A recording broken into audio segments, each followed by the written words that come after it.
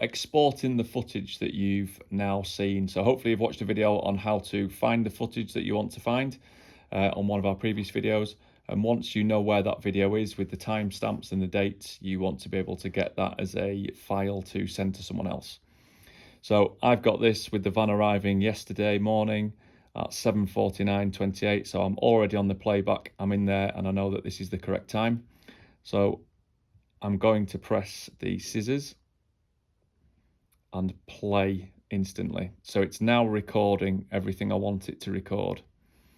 So we can either leave it recording because it's going to be recording everything that's currently playing, or we can fast forward on here to, let's say, 7:50.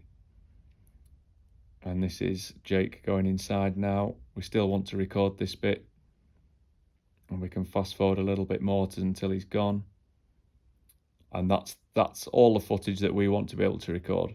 So then we'll press stop, and then it'll say, do you want to start downloading this footage between this start time and this end time? Okay. And that is now downloading, but it's downloading into the app.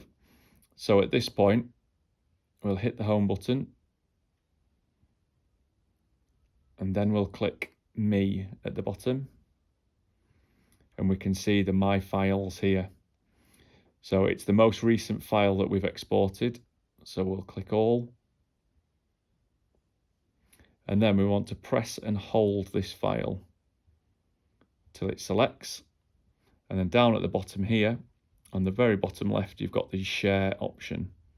So we can click the share, and then we can email that, or we can text that out, or we can even save it to files. So we've got access to that to be able to send to whoever we want from there. We can also press this middle button, which will export this straight into your photos on your phone. So you've got access to that within your phone as well. And that should see you being able to get that sorted. Obviously, again, any problems, let us know. Otherwise, best of luck.